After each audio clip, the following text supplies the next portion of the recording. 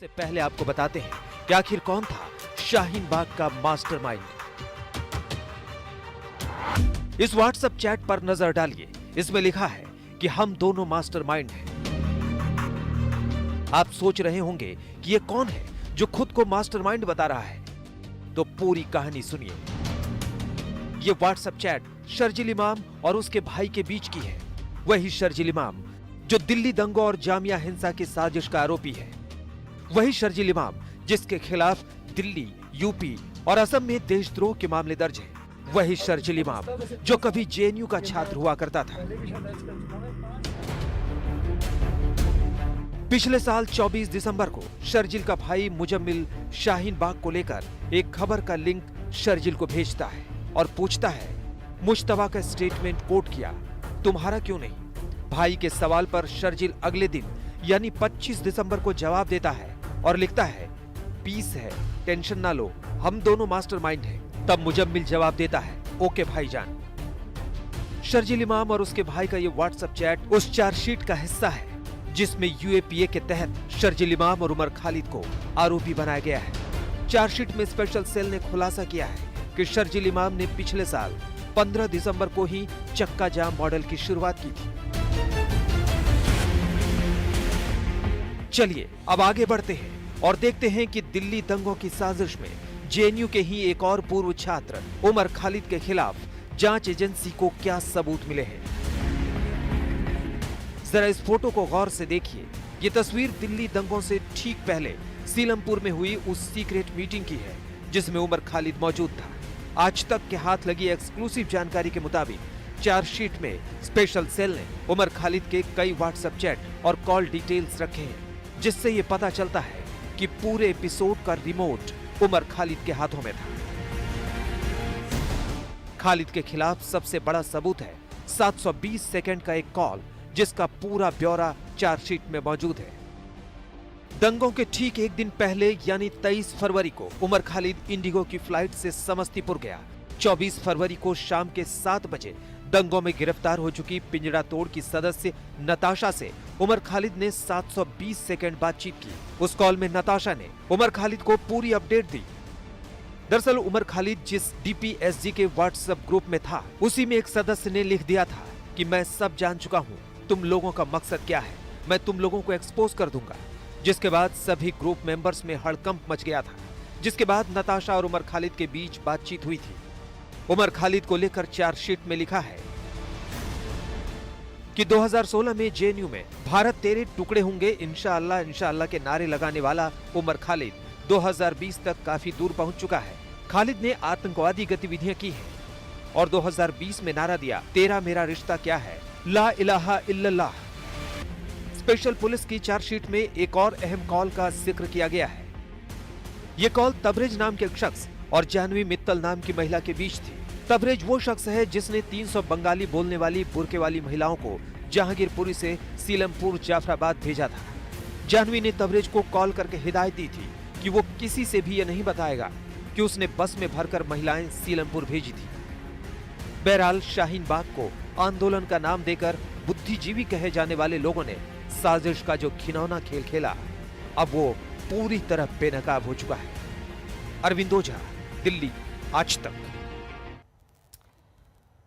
चर्चा की शुरुआत करेंगे। डॉक्टर संबित पात्रा, राष्ट्रीय प्रवक्ता भारतीय जनता पार्टी के हमारे साथ जुड़ रहे हैं। Doctor Taslim Ahmad Rahmani, president Muslim political council of India के। सुनीत चोपड़ा, नेता सीपीआईएम के जुड़ रहे हैं। विजय शंकर तिवारी, प्रवक्ता वीएचपी के जुड़ रहे हैं। एलएन राव साहब, पूर्व डीसीपी, हमारे साथ जुड़ रहे हैं।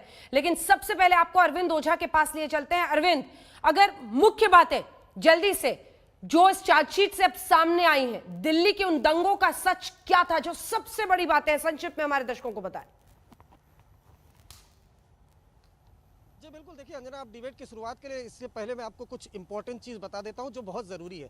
देखिए दिल्ली दंगा जो है वो 23-24-25 को हुआ, लेकिन जो साजिश की जांच स्पेशल सेल ने की है उसने ये बताया कि 5 दिसंबर से ही शुरुआत हो गई थी, जब उमर खालिद ने शर्जिल इमाम को बोला था, जो जेएनयू के दोनों छात्र हैं, कि जेएनयू स्टूडेंट ऑफ मुस्लिम के नाम से, मतलब जेएनयू के जो मुस्लिम छात्र हैं उनको लेकर एक व्हाट्सएप ग्रुप बनाओ। वो व्हाट्सएप ग्रुप बना, उसमें बाकायदा एंटी सीए प्रोटेस्ट और एनआरसी के विरोध में रणनीति तय होती थी। तो वहां से शुरुआत हुई। दूसरी जो अहम चीज है कि शाहीन बाग का मास्टरमाइंड कौन, व्हाट्सएप चैट जो डिलीट हो गई थी शर्जील इमाम की, वो रिट्रीव की है और उसमें बकायदा शर्जील इमाम अपने भाई मुजम्मिल से बात करता हुआ कहता है, आपको इंपॉर्टेंट चीज यही बता दूं कि जो शाहीन बाग का चक्का जाम मॉडल था उसकी शुरुआत 15 दिसंबर को हुई थी, जिसके बाद फिर जामिया इलाके के आसपास हिंसा हुई थी। तो शर्जील इमाम साफ साफ कबूल कर रहा है कि वो मास्टरमाइंड था। तीसरी जो सबसे अहम बात है, 300 महिलाएं जहांगीरपुरी से वो लाई गई थी सीलमपुर जाफराबाद इलाके में उमर खालिद के कहने पर, और जो शख्स तबरेज इनको लाया था, बकायदा जब इस पूरे जांच शुरू हुई तो एक महिला जानवी ने बकायदा उस तबरेज को फोन किया है और कहा है कि तुम किसी को ये बात नहीं बताओगे कि तुमने 300 महिलाएं भिजवाई थी। बकायदा बस का किराया भी दिया गया था और ये महिलाएं बांग्ला बोलती थी और में से मोस्टली वो थी जिन्होंने पुलिस वालों पर हमला किया था, डीसीपी अमित शर्मा पर हमला किया था जिसमें रतन लाल शहीद हुए थे। तो इस तरह के बड़े खुलासे हैं। दरअसल ये यूएपीए के तहत उमर खालिद शर्जील इमाम के खिलाफ चार्जशीट दाखिल की है और इसमें यह बताया गया है कि 24 फरवरी को जो दंगा था, दरअसल इसकी शुरुआत 5 दिसंबर 2019 से ही शुरू हो गई थी। और उमर खालिद के बारे में जो सबसे इंपॉर्टेंट चीज कहा गया है कि जो आखिरी चीज मैं बोलना चाहता हूं कि 2016 में जेएनयू में जिस उमर खालिद ने नारा दिया था भारत के टुकड़े का, वो 2020 तक इतनी दूर चलाया है कि उसने नारा दिया उम्मा के रास्ते पर चलते उसने नारा दिया, तेरा मेरा रिश्ता क्या है, ला इलाहा इल्लल्लाह। तो इस तरीके से उमर खालिद के बारे में डिस्क्राइब किया गया चार्जशीट में। अब देखना होगा कि ये चार्जशीट अदालत में कितना टिकता है।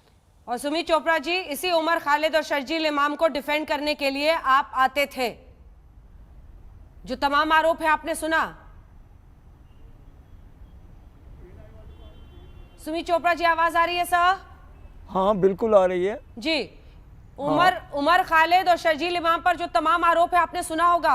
ऑन ग्राउंड हमारे रिपोर्टर बता रहे हैं क्या कुछ लिखा हुआ है चार्जशीट में, और इन्हीं को आप डिफेंड कर रहे थे। आपके रिपोर्टर तो वो बता रहे हैं जो चीज कोर्ट में इनकार की जा सकती है, जो चीज पुलिस को पता है।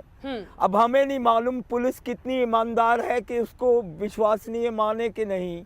तो मेरा ये कहना है मामला कोर्ट में आएगा, देख लेंगे। मामला कोर्ट में आएगा, देख लेंगे। डॉक्टर संबित पात्रा वो कह रहे हैं कुछ साबित ही नहीं हो पाएगा। और पहली जो लिखना है चार्जशीट में लिख ले जो पुलिस। आप कह रहे हैं टुकड़े टुकड़े वाली बात उमर खालिद ने कही शांत है, हो जाएं कभी फिर नहीं बात कही करूंगा। थी। और वो जो वीडियो है वो फॉल्स है, फेक न्यूज है। संबित पात्रा, डॉक्टर संबित पात्रा।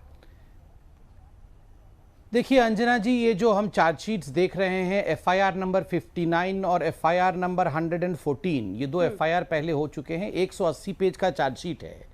अब बताइए, बहुत सघन परिश्रम करके हमारे जो सिक्योरिटी एजेंसीज है, हमारी पुलिस ने तथ्यों के साथ, टेक्निकल एविडेंस भी उसमें है, व्हाट्सएप ग्रुप की एविडेंस भी उसमें है, और उससे तथ्यात्मक विषयों को लेकर आगे बढ़ा है। ये कोर्ट के सामने है, कोर्ट इस पर जिरह कर रही है। मैं कहना चाहूँगा, पहली बात जो मोदी जी ने डे 1 में कहा था, ये संयोग नहीं, ये प्रयोग है। जो हुआ दिल्ली दंगों में 50 से अधिक लोगों की जाने गई, ये कोई संयोग नहीं हुआ है, ये प्रयोग हुआ है। यह पूरी तरह से एक ऑर्गेनाइज्ड क्राइम था देश के खिलाफ। और ये दंगे भी नहीं है, ये वेजिंग वॉर अगेंस्ट इंडिया, ये देश के खिलाफ जिहाद किया गया है। और देखिए, मेरे पास पूरा का पूरा चार्जशीट इत्यादि सब रखा हुआ है, आज अखबारों ने भी छापा है। वेटरन ऑफ सेडिशन जो उमर खालिद है, उसको इस चार्जशीट में वेटरन ऑफ सेडिशन, वेटरन अर्थात अनुभवी देशद्रोही कहा गया है। और यह भी कहा गया है इस पूरे के पूरे चार्जशीट में कि भारत तेरे टुकड़े होंगे इंशाअल्लाह से। वहां से शुरू करके नहीं, ये क्यों पहले आप जी से बोलिए कि ये बीच में बोलना बंद करेंगे। देखिए, मैं कहना चाहूंगा, ये जो लेफ्टिस्ट है, ये जो बैठे हुए हैं यहाँ पे चोपड़ा जी को फैलाई है। देखिए, ये चोपड़ा जी कह रहे थे हम पुलिस पे विश्वास नहीं करते, हम कोर्ट पे विश्वास नहीं करते हैं। देखिए, इनको तो नोटा से भी कम वोट मिलता है। इनको जो वोट मिलते हैं ना, ये नोटा से भी कम मिलते हैं। उसके बाद ये आके कहते हैं पुलिस पे विश्वास नहीं, इलेक्शन नहीं। आप शांति से बैठिए, आप शांति से बैठिए। अभी मन में जो बोलना है बोलते रहिए, जब आपका समय आएगा तो जीभ से बोलिएगा। पारंपरिक आप बैठिए, आप शांति से बैठिए। दंगा भी करेंगे, यहाँ के चिल्लाएंगे भी। देखिए अंजना जी, इनसे रिक्वेस्ट करिए ये चिल्लाना बंद करें। देखिए, मैं 2-3 आपको व्हाट्सएप, आपको कोर्ट में ये कहां पर, ये कहां देखते हुए कहां बोल रहे हैं, किससे बात कर रहे हैं, पहले पता लगाइए अपने रिपोर्टर से। ये नहीं, वो देख कह रहे हैं दाएं कि किसी कोर्ट में फोन पूरी पे बात कर रहे हैं, होगी। इनके फोन आप ही को बोल रहे हैं संबित पात्रा। क्यों ये चोपड़ा जी? भड़बड़ा चोपड़ा जी आप पात्रा जी से बोल रहे हैं मैं कह रहा ना? हूं छोड़ दीजिए। कि इसमें स्पष्ट है ये चोपड़ा बहुत जी को हल्की क्यों आवाज आ रही है। परेशान कर रहे हैं? आपको चोपड़ा जी मालूम आराम था से कि ये ठंड में झूठी क्यों बाहर न्यूज़ बैठे है, हो? आपने स्प्रेड अरे की है, चोपड़ा जी तब ठंड में एक्शन बाहर मत होगा। बैठो, ठंड लग जाएगी, घर जाइए आराम से। नोटा से कम वोट पाने वाले, इतनी ठंड खाने की जरूरत नहीं है। दंगे वंगे आपके लोगों ने कराए हैं, वो जेल के पीछे हैं, आप शांति से घर में बैठो। बोलने दो मुझे। एक चैट के विषय में बताता हूं। एक चैट है, जो चैट के विषय में अभी आपके रिपोर्टर बता रहे हैं। शहजार रज्जा उस व्हाट्सएप ग्रुप में लिखते हैं, Jamia has the credibility to see to it that this agitation becomes nationwide. फिर आपको याद होगा सरफिरा जरगर, वो सरफिरा जरगर एक महिला थी, वो सरफिरा जरगर लिखती है, अरे शहजाद भाई don't disclose everything on WhatsApp chats. आप सारा कुछ जो है, ये सरफिरा जरगर नाम की एक महिला है, ये सरफिरा जरगर कहती है कि ये सारा कुछ आप डिस्क्लोज मत कर दो व्हाट्सएप पे, कुछ राज रहे। अरे भैया ये राज क्या थे जो आप पूरे देश को डिस्क्लोज करना नहीं चाहते थे? और अभी जो 300 महिलाओं की बात की गई, 720 सेकंड बातचीत हुआ है और 720 सेकंड उमर खालिद की बातचीत हुई है। बातचीत होने के बाद 300 महिलाएं भेजी जाती है और रतन लाल नामक कांस्टेबल को मार मार के हत्या कर दी जाती है। डीसीपी और एसीपी किस प्रकार की हालत में हॉस्पिटलाइज होते हैं, ये मैंने आज तक पे देखा है। और अंत में मैं कहना चाहूंगा, ये जो उमर खालिद है और ताहिर हुसैन है, इनके बीच में सांठगांठ था, ये इस चार्जशीट में बताया गया है। और यहां पीएफआई के प्रवक्ता बैठे हैं, उनसे पूछिए। इस चार्जशीट में लिखा गया है कि उमर खालिद ताहिर हुसैन से कहते हैं कि पैसे की चिंता मत करना, पीएफआई से डीलिंग हो गई है, पीएफआई ताहिर हुसैन आपको पैसा दे देगी, इसलिए बिल्कुल यही लिखा है चार्जशीट में। और जो लोग ताहिर हुसैन को बचा रहे थे, आज वो ताहिर हुसैन के साथ दिखना नहीं चाहते हैं। आखिर क्यों? बोलिए रहमानी साहब। नहीं अंजना जी, ये तो आपके रिपोर्टर ने आखिर में एक लाइन कही, बहुत अच्छा जुमला है कि चार्जशीट आ गई है, अब देखना ये है कि कोर्ट में टिकेगी या नहीं टिकेगी। आप ही के रिपोर्टर का जुमला मैं कोट कर रहा हूँ। बहुत से सवालात हैं। इतनी बड़ी आप एक फोटो दिखा रहे हैं सीलमपुर की या जाफराबाद की सीक्रेट मीटिंग की, इतने सारे लोगों के बीच कोई सीक्रेट मीटिंग हुआ करती है, मैंने तो पहले कभी देखी नहीं। दूसरे आप तबरेज का जिक्र कर रहे हैं, तबरेज कहाँ है? अभी मुझे पता नहीं कि तबरेज कहाँ है और कौन है ये तबरेज जिसने इतनी बड़ी बात 300 औरतों को ले जाने की वो क्षमता रखता है, और वो भी पेड। ये इतना ज्यादा पावरफुल आदमी जो 300 लोगों को एक छोटे से नोटिस पे ट्रांसफर कर सकता है, वहां कौन है पता नहीं। आप एक के बाद एक पुलिस की पूरी जांच को धत्ता बता रहे हैं, तो फिर आप ही बताइए ये दंगे कैसे हो गए थे? क्या ऑर्गेनाइज नहीं हुआ था? क्या अलग अलग जगहों में दंगे नहीं हुए थे?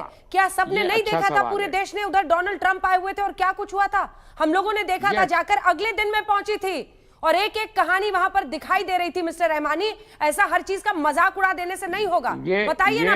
फिर आप ही आज खोल दीजिए। इस बात में कपिल मिश्रा को भी ला के बिठाना पड़ेगा और उनसे पूछना पड़ेगा कि कैसे हुए। अनुराग ठाकुर से भी पूछना पड़ेगा कैसे हुए। और मुझे हैरत है कि घूम फिर कर दो बयानों पर आप अटकते हैं। क्या दो बयानों की वजह से कितने लोगों की जान गई थी दिल्ली दंगों में? हाँ, ये अहम बात है। 2 बयानों की वजह से कितने लोगों की जान चली गई। दूसरा मैं ये कहना चाहता हूँ, शाहीन बाग का जो जमीन पर किसने उकसाया, वो कानूनी था, वो कानूनन दुरुस्त एक था, और आप उसको बेलाइन करने के लिए दिल्ली दंगों से जोड़ देते हैं। शाहीन बाग तो जामिया के नतीजे में 2,500 जगहों पर धरने हुए हैं। वो कह रहे हैं आपके नेताओं ने एक ईंट कहीं नहीं चली। मैं इसका जवाब देता हूं, सिवाय शांत हो जाए तो मैं जवाब दूंगा। शंकर तिवारी जी। डॉक्टर पात्रा, देखिए पहली बात तो है, इनसे पूछेगा कि ISIS क्यों ऐसे हो रहा है? अरे संघ करा रही है। अरे भैया ये स्वीडन में क्यों आग लग गई? नहीं कपिल मिश्रा जिम्मेदार है इसके लिए। अरे फ्रांस में गला क्यों काट दिया? अरे अनुराग ठाकुर जिम्मेदार है इसके लिए। इस चार्जशीट में एक बहुत महत्वपूर्ण शब्द का प्रयोग किया गया है और वो शब्द है उम्मा।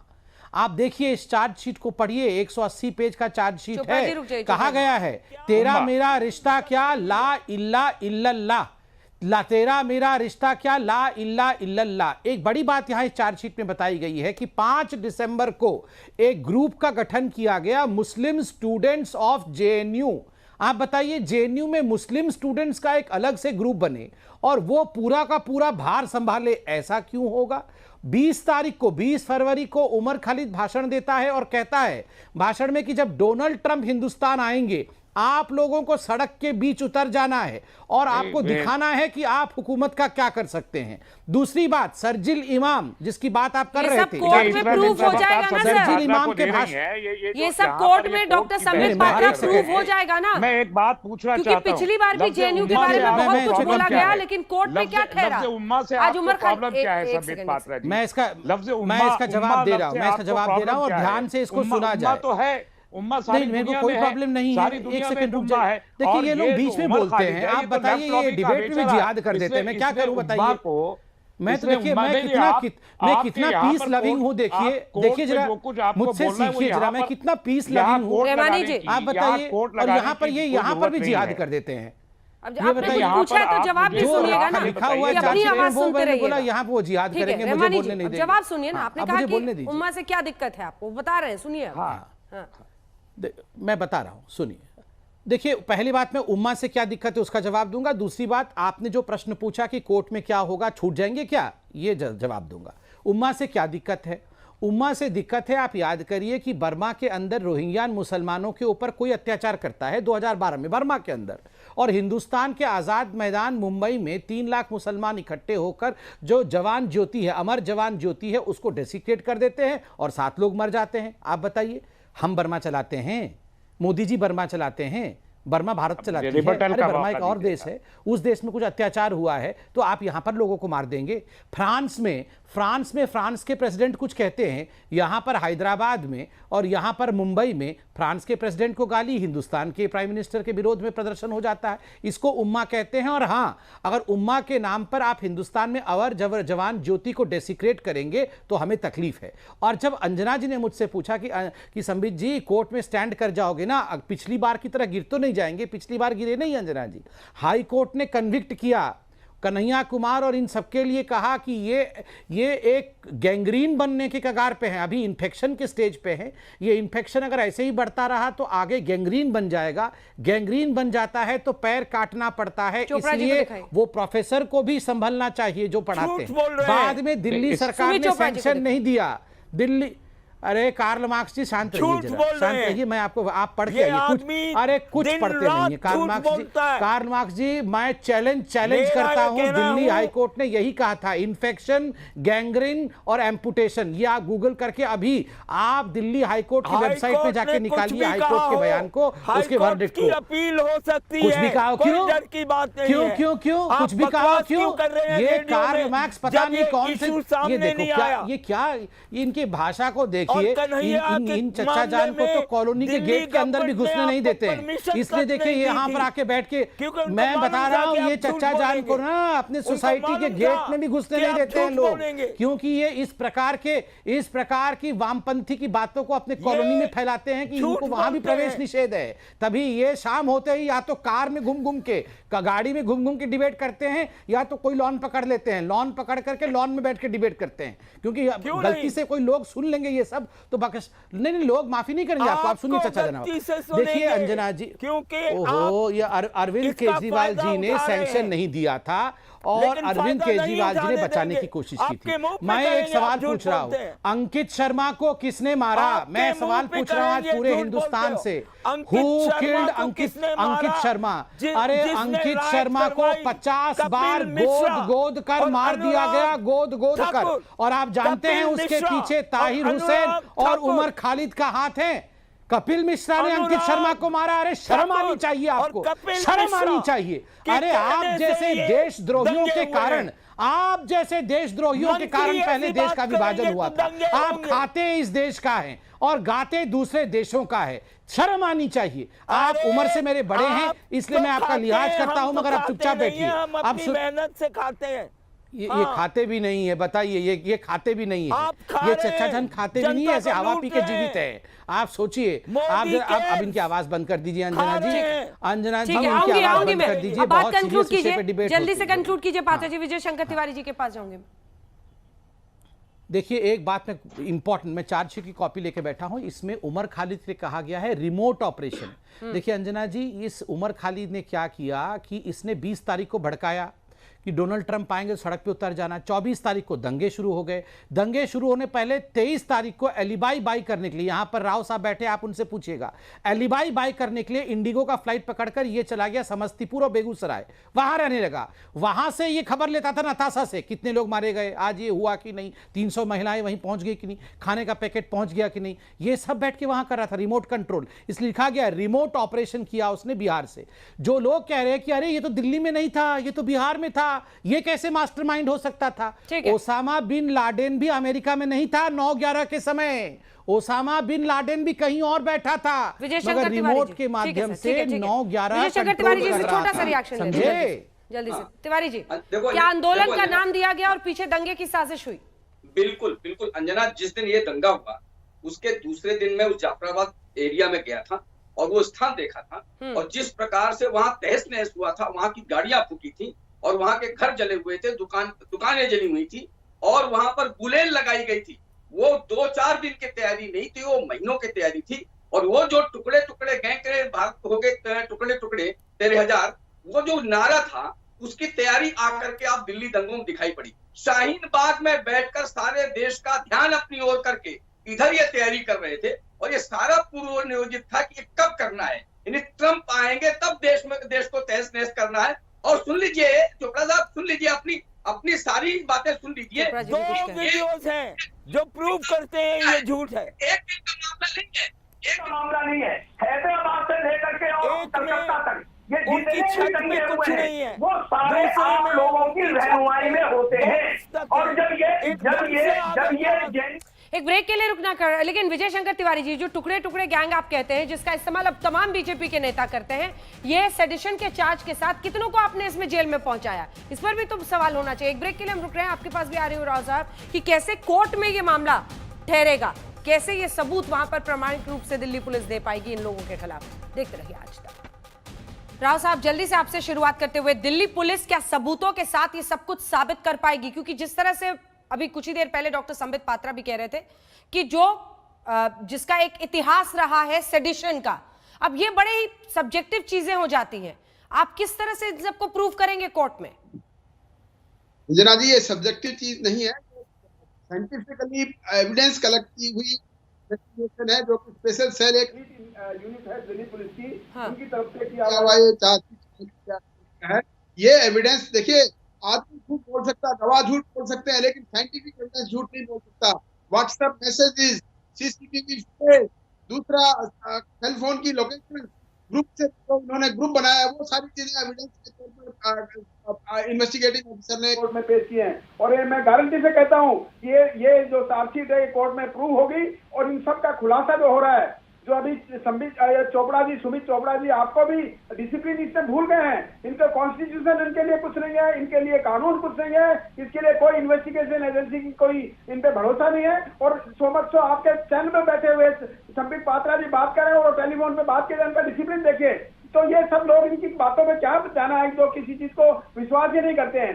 मैं ये बताना चाह रहा हूँ आपको, ये इन्वेस्टिगेशन बहुत ही ज्यादा स्ट्रॉन्गली कोर्ट में स्टैंड करेगी। इन्वेस्टिगेशन बहुत वीक है। ठीक है, सुनिए चोपड़ा जी इस पर रिएक्ट कर रहे हैं। चोपड़ा जी जो इन्होंने खुलासा वो कह रहे हैं कि एक बात कोर्ट में प्रूव करेंगे, तमाम साइंटिफिक एविडेंस है, और ये राइट जिसमें मिश्रा से लेकर और ठाकुर के नाम नहीं है। ठीक है, राव साहब जवाब सुनिए, राव साहब जवाब सुनिए। कपिल मिश्रा, अनुराग ठाकुर के नाम नहीं है तो क्या है? याद है और किसी का नाम याद नहीं आएगा। शर्जील इमाम, उमर खालिद, जिनका कभी नाम ये नहीं लगे। पहले हमको बताओ, कपिल मिश्रा, अनुराग ठाकुर के नाम है कि नहीं? इन्होंने किस अगर नहीं है, होते दोनों के नाम तो मुझे एतराज नहीं है, दोनों के नाम होते तो मुझे एतराज नहीं है, लेकिन आप झूठ बोल रहे हैं, आप झूठ गढ़ रहे हैं, कोई झूठ नहीं है इसमें। पुलिस की किसी से कोई दुश्मनी नहीं है, पुलिस ने इन्वेस्टिगेशन फेयरली किया है। पुलिस की इन्वेस्टिगेशन कितनी सच होती है, उन केसेस से देख लो जो आप हार चुके हैं। कोई केस नहीं आ रहा, कोई ऐसा नहीं है कि सारे केस जीते जाते हैं। गिनती दे दूं आपको कि कितने केसों में आपने क्या किया, मुझे मालूम है। सर, आपके लिए दिल्ली दंगे में पुलिस ही विलेन है? कोई पुलिस विलेन नहीं है। पुलिस इंडिपेंडेंट काम कर रही है अपना, पुलिस क्यों विलेन होगी? ये इन लोगों या फिर वो विलेन है जिन्होंने दंगे को भड़काया? अंजना उनके जी, नाम नहीं है चोपड़ा जी। जी, कपिल मिश्रा, अनुराग ठाकुर के नाम नहीं है। एक मिनट के लिए मैं नाम नहीं है उनके, इस पर सवाल खड़े कर रहे हैं वो राव साहब। हाँ, नाम बड़ा नहीं है भारी उनका। ये gap इन्होंने है। चार्जशीट पढ़ा है क्या? इन्होंने पूरा चार्जशीट पढ़ा है क्या? नाम कैसे? नाम है लेकिन उनको लॉजिकली ये किया गया कि उनकी वजह से दंगा नहीं भड़का। दंगा भड़का है जेएनयू से। इनको कहाँ से जाने पता अनजाने लगा से, है जेएनयू में शाहीन बाग इन्होंने से, क्या किया इन है? सब हजारों चीजों से के लेकर इन दो- आप आज अभी तक एक नजीब आपको कितना मिला बड़ा नहीं, साजिश, जेएनयू का गायब कितनी- कर दिया कितनी गया। बड़ी साजिश आज तक एक एक्सपोज हुई लड़का है। नहीं मिला जेएनयू का। मैं भी कितनी पुराना क्या बात छात्र कर हूँ रहे हो? जेएनयू ये का। जेएनयू ने हमारे बनाया, यहाँ मुस्लिम कभी लोगों ने ऐसा ग्रुप काम बनाया। नहीं हुआ। ये ऑन रिकॉर्ड है। आपकी ये पुलिस ने व्हाट्सएप किया, ग्रुप ऑन रिकॉर्ड है। आप देखिए। आपने किया। आज तक ये नजीब व्हाट्सएप ग्रुप नहीं अपने मिला। आप नहीं बनते हैं। जेएनयू में ऐसा व्हाट्सएप कोई ग्रुप में केस कौन नहीं कौन हुआ आदमी आज कौन कौन तक। शामिल थे, उनमें क्या क्या बात हुई, टेक्स्ट क्या क्या हुई है, वो सब हाँ। प्रूव किया गया इन्वेस्टिगेशन में। चोपड़ा जी इशारा कर रहे हैं डॉक्टर पात्रा कि आपकी सरकार के दबाव में दिल्ली पुलिस काम कर रही है। नजीब कहाँ कोई है? दबाव में मैं आपसे पुलिस जानना पुलिस चाहता हूँ। अंजना जी, पहले जेएनयू जरा ये वाला चोपड़ा काम जी का आप साउंड बंद करिए ताकि कुछ हम सार्थक बहस कर सके, क्योंकि ये इतना चिल्ला रहे हैं कि कोई सार्थकता नहीं रह रही है। देखिए अंजना जी, चलिए सब कुछ झूठ है। आप अपने आर्काइव से अभी वो वीडियो निकालिए, कितने बस जलाई गई, ऑटो जलाई गई, अब यार बाइकें जलाई गई, कहाँ जलाई गई? ये रतनलाल नामक हेड कांस्टेबल मारा गया या नहीं मारा गया? कि कोई झूठ का रतनलाल था? वो सच्चा रतनलाल था ना? और जो डीसीपी वहां महीनों तक पुलिस में चोपड़ा जी मैं आपसे जवाब लूंगी, बस बीच में मत पड़ा रहा। बोलिए। चोपड़ा जी वादा है इसके बाद जवाब लूंगी। ये क्या हो- थोड़ा सा देखिए, गुस्सा प्लीज- पर कंट्रोल कीजिए सर। प्लीज ये दंगे ये दंगे बंद करिए डिबेट प्लीज, में, प्लीज देखिए। प्लीज, चोपड़ा आप साहब। सोचिए ये डिबेट में ऐसे कर रहे हैं, क्या करते होंगे सड़क पे? सोचिए जरा ना, आप इनकी आवाज कम करिए। अंजना जी ऐसे डिबेट चोपड़ा साहब इसके बाद फौरन आऊंगा। हम तो शांति से सुनते हैं इनको। डरते हो संबित पात्रा, डरते हो। हाँ देखिए अंजना जी, मैं इतना कहता हूं कि ये जो मैं एक सवाल पूछता हूं कि ये सारी चीजें झूठे हैं। ये रतनलाल आदमी सच था कि झूठ था? ये एक है, आज दिल्ली पुलिस को झूठी पुलिस, खराब पुलिस सब बताया जा रहा है। अरे बेचारा हेड कांस्टेबल रतनलाल अपने बच्चों को, अपनी बीवी को पीछे छोड़ करके मर गया। नहीं, ये क्या बोलते रहते हैं? ये इस आदमी को आप साउंड के क्यों आप रखते हैं? सर, वो अंजना जी, पूरा पूछ रहे हैं, डिबेट- नजीब जो आदमी जंग कहाँ है, डिबेट ये देख रहा खोज था, के वो बताओ। बीच में चैनल दो तीन चीजों को एक साथ मत जोड़िए ना, मैं आपके पास आऊंगी ना नजीब जंग चोपड़ा कहाँ से आया साहब। बीच में? चोपड़ा साहब देखिए, मुझे आपसे अरे रिक्वेस्ट नजीब करना जंग पड़ के रहा है। गवर्नर थे दिल्ली के, वो कहां से आ गए बीच में? बताइए ये क्या बोल रहे हैं ये सब? बताओ मतलब ये क्या करते जाते हैं ये? कि बिल्कुल अब दादाजी की उम्र के हैं, कुछ बोल भी नहीं सकता हूँ। इनकी आवाज को कम करो, इनकी आवाज को थोड़ी सी कम आवाज कम करिए। करते हैं इनकी। मैं इसके बाद जवाब देखिए- लूंगी। चोपड़ा साहब आप अपने सारे जो फैक्ट्स हैं, दलील है, उसको इकट्ठा करके रखिए ना। ठीक है, रहमानी साहब इसके बाद आऊंगी। पहले संबित जी बोलेंगे, फिर उसके बाद चोपड़ा साहब, उसके बाद आप। प्लीज चोपड़ा साहब, छोटा बहुत देर से वही बोल रहे हैं। देखिए मैं वो कह रहे हैं, इन्होंने कहा दिल्ली कि पुलिस आपके झूठी दबाव है, में कोई काम कर रही है। ये रतनलाल को हमने मरवा दिया, दबाव में मरवा दिया। एक हेड कांस्टेबल की अंकित शर्मा आईबी का ऑफिसर हमने मरवा दिया। किसने मारा? ये ताहिर हुसैन अपने घर के ऊपर पेट्रोल बम लेके हम रख के आ गए थे वहां पर। देखिए अंजना जी, आप और हम भी घरों में रहते हैं, हम अपने घर के छत पे पेट्रोल बम रखते हैं, हम अपने घरों के ऊपर पत्थर रखते हैं, हम तुलसी का पौधा रखते हैं, हम कपड़े सुखाने वाले वहां पर वो जो मशीन होती है वो रखते हैं, तार बांध के रखते हैं, झूले रखते हैं छत के ऊपर। आप या हम अपने घर के छतों के ऊपर कितना पेट्रोल बम रखते हैं? ये ताहिर हुसैन पेट्रोल बम क्यों रखा हुआ था? और ये क्या बोलेंगे? ये पीएफआई के प्रवक्ता यहाँ पर क्या बोलेंगे, क्या जस्टिफाई करेंगे? देखिए ना आप माफी मांगिए। ये रतनलाल और अंकित, आप बोल रहे हैं कि अंकित शर्मा और कपिल मिश्रा ने मार दिया। जितने आपको वोट मिले थे ना, उसके अनुपात में ज्यादा ही टाइम देंगे। बस थोड़ा सा इंतजार कीजिए ना, सब एक साथ बोलते हैं तो बड़ी दिक्कत होती है। चलिए जल्दी से चोपड़ा साहब बोलेंगे। चोपड़ा साहब, आप तो रूलिंग क्लास के अंडर में सिर्फ उनको टाइम देना चाहती हैं। मिस्टर तस्लीम रहमानी, ये रोना धोना कहीं और ले जाइए, ठीक है? आपने बोल लिया, आप थोड़ा सा वेट कीजिए। मिस्टर रहमानी प्लीज अपनी बारी का इंतजार कीजिए। वो सत्ताधारी पार्टी है, उनसे जवाब पूछेंगे। आप नहीं तय करेंगे कि किसको ज्यादा टाइम मिलेगा, कम मिलेगा। उनकी रिस्पॉन्सिबिलिटी है, आपको बस दे दें उकसाने के लिए। जी नहीं, आप हिटलरी तो आप कर रहे हैं प्रभु। अरे साहब, हिटलरी तो आप कर रहे हैं जिस तरह से चीख रहे हैं। रुकिए चोपड़ा साहब, दुनिया देख रहे हैं हिटलरी कौन कर रहा है। रुकिए, दुनिया बहुत देखती है। हो गया चोपड़ा साहब, अब तमाम बातें जो आप कह रहे थे एक के बाद एक फैक्ट से एक साथ दलील अपनी रखिए सामने। क्या कह रहे हैं? संबित जी कह रहे हैं कि सीधी बात कहता एक के बाद एक जो पुलिस वालों की हत्याएं हुई वो किसने कराई? मैं बताता हूँ, पुलिस को क्या मालूम किसने हत्याएं की है। बलबीर सिंह कट, प्रसिद्ध स्कल्पचर हिंदुस्तान पुलिस के, को मालूम नहीं, किसको वो मालूम है? गायब हो गए बनारस हिंदू यूनिवर्सिटी से आज तक उनका शव तक नहीं मिला है। और नजीब ये अंजना जी किसको बुलाते हो डिबेट में? जिनको आप उनको पूछते हो नॉर्थ के बारे में, ये बोलते हैं साउथ के बारे में। कर दिया, ठीक है संबित जी, उसका पुलिस को मालूम नहीं, तो इनको क्या मालूम है किसने किसको मालूम है? संबित जी रुक जाइए, क्या मालूम है इनको? नहीं तो पुलिस इन्वेस्टिगेशन कर रही है ना सर, देखूंगा इन्वेस्टिगेशन भी अब आप ही करेंगे। कोर्ट में वेट करेंगे, सच क्या है झूठ क्या है, तब तक जो आप फैला रहे हैं एलिगेशन है और कुछ नहीं है।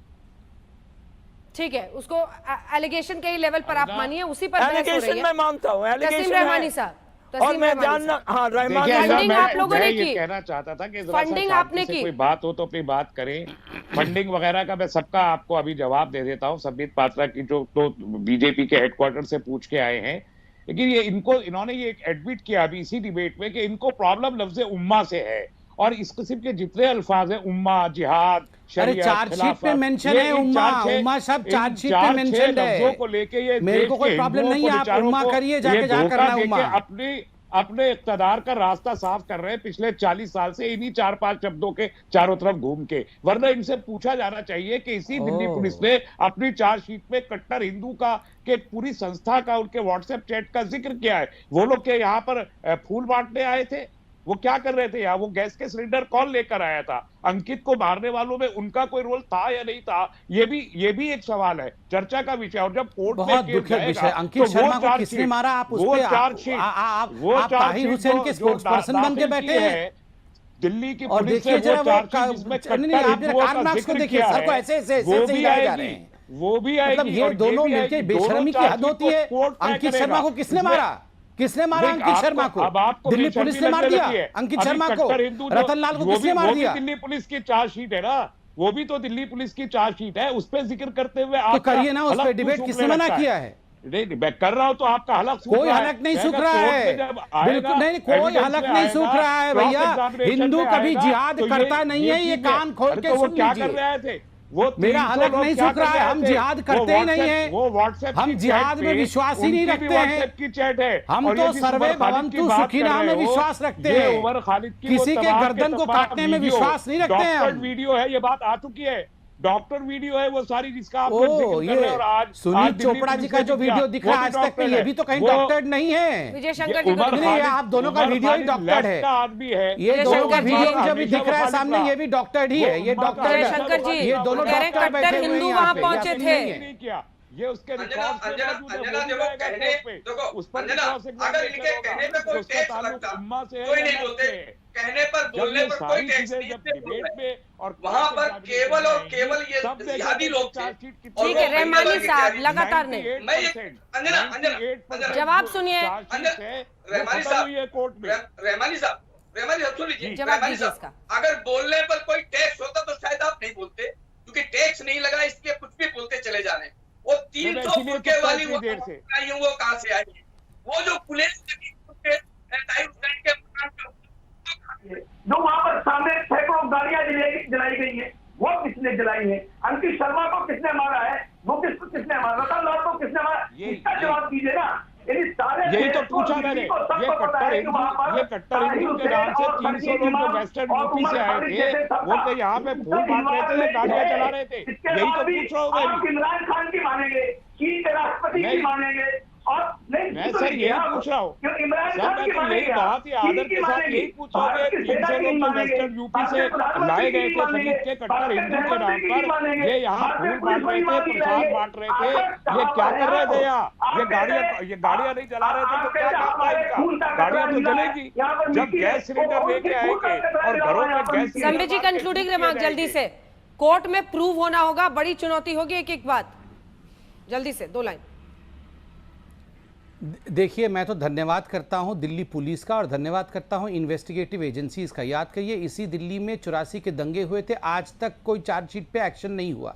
हम सरकार में आए तब जाके एक्शन हुआ है और कुछ लोग जेल के अंदर हैं, और आज कम से कम चार्जशीट हो रहा है और समय के अंतर एक कार्यक्रम के अंतर्गत एक्शन भी हो रहा है। ये अपने आप में बड़ी है। 50 लोगों की मौतें जो हैं वो फैसला क्या कोर्ट का होता है, नजर इस पर रहेगी। एक ब्रेक के लिए हम रुक रहे हैं, देखते रहिए आज तक।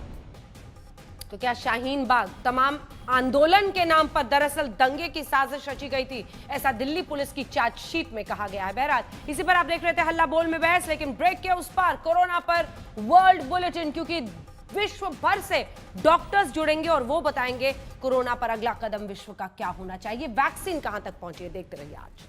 नमस्कार, मैं हूं अंजना ओम कश्यप। हमें उम्मीद है ये वीडियो आपको पसंद आया होगा। लेटेस्ट खबरों के लिए यूं ही देखते रहिए आज तक, और इस वीडियो के पसंद आने पर लाइक, शेयर एंड सब्सक्राइब करना ना भूलें।